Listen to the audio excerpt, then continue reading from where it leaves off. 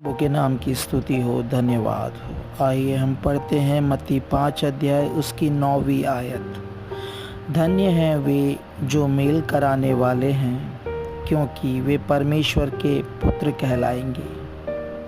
यहाँ परमेश्वर उस व्यक्ति को धन्य कहते हैं जो मेल कराने वाले हैं, और उन्हें यह भी कि वे परमेश्वर के पुत्र कहलाएंगे।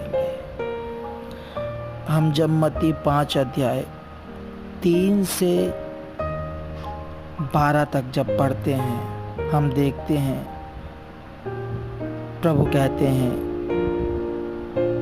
जो मन के दीन हैं, जो शोक करते हैं, जो नम्र हैं, जो धर्म के भूखे और प्यासे हैं, जो दयावंत हैं, जिनके मन शुद्ध हैं, जो मेल कराने वाले हैं, जो धर्म के कारण सताए जाते हैं। प्रभु जब इन वचनों के द्वारा सबों से बात कर रहा है, यहाँ एक बात दिखाई देती है कि प्रभु हर एक व्यक्ति के अंदर जो भला मनुष्यत्व होता है उसको उभारने के लिए बात कर रहा है। हम देखें, जब पाप जगत में आया तो मनुष्य का प्राण बिगड़ गया।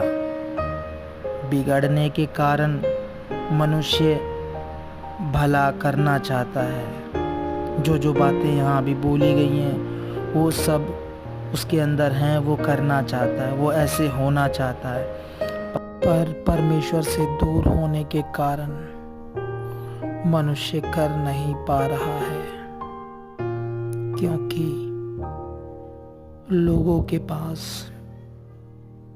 जीवन का आधार नहीं है। जीवन का आधार परमेश्वर का वचन है, जो हमें भली बातों को उकसाने के लिए प्रेरित करता है।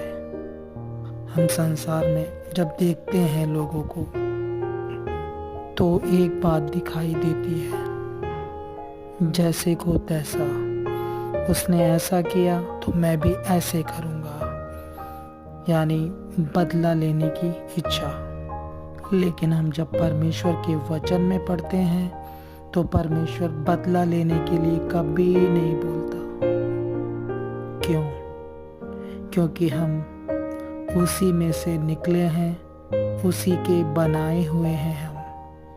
पर पाप की प्रभुता, पाप में जीवन बिताने के कारण हम परमेश्वर से दूर हो गए हैं। परमेश्वर, जैसा कि हम ये आयत पढ़ते हैं, धन्य है वे जो मेल कराने वाले हैं, क्योंकि वे परमेश्वर के पुत्र कहलाएंगे। परमेश्वर हमें वापस मेल में लाना चाहता है, मेल मिलाप में लाना चाहता है। इसलिए खुद परमेश्वर शरीर में होकर आया। अति महान परमेश्वर,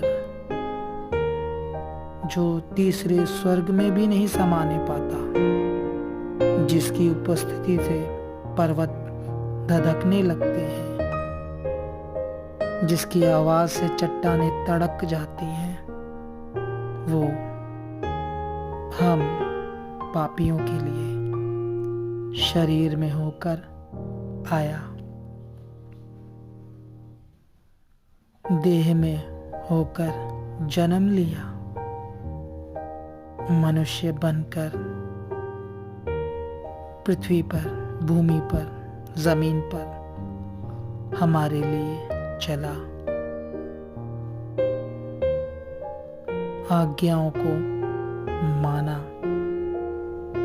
अपने जीवन भर में निर्दोष और निष्कलंक रहा। परीक्षाएं होने के बाद भी हमारे पापों के लिए पूरी कीमत दी। क्यों? वापस मेल मिलाप में लाने के लिए, परमेश्वर के साथ हमारा मेल होने पाए।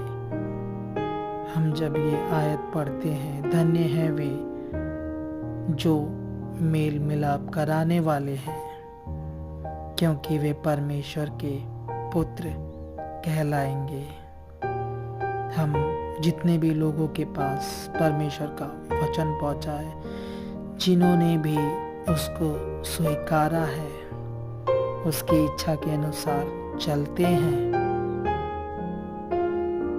वे ही परमेश्वर के पुत्र हैं। अब एक व्यक्ति जिसका परमेश्वर के साथ मेल हो गया है, वो खुद भी जो परमेश्वर से दूर है, उसका परमेश्वर के साथ मेल कराएगा। हम जितने भी परमेश्वर पर विश्वास रखते हैं, जिनका परमेश्वर के साथ मेल हो गया है, वो ये काम करेंगे। परमेश्वर का वचन उन्हें ये बताता है, इसलिए परमेश्वर उसे धन्य कहता है। परमेश्वर इस वचन के द्वारा हम सबको बहुतायत से आशीष दे, और ये वचन आप अपने साथ वाले लोगों के साथ शेयर करें, ताकि वे भी परमेश्वर का आशीष पाएं।